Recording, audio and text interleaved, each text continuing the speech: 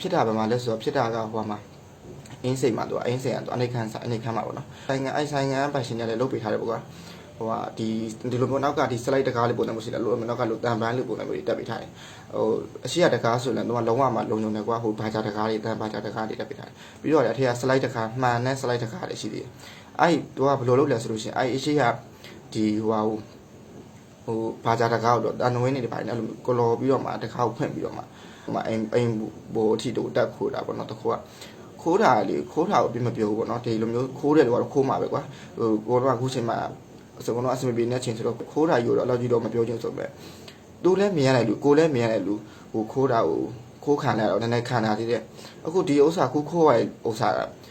မမြင်ရဘူးမျက်လုံးမမြင်ရဘူးသူတို့ကလည်းမျက်နှာရှိတာသူ့အမျိုးသားလည်းမျက်လုံးမမြင်ဘူးသူဒီဟိုဟာကျွန်တော်တော့ဘောနော်သူအဲ့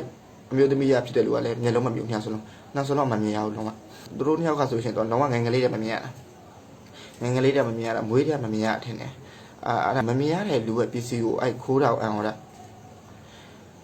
သူလည်းမြင်ရတဲ့လူကိုလည်းမြင်လူခိုးတာနဲ့တော်သေးတယ်လေနော်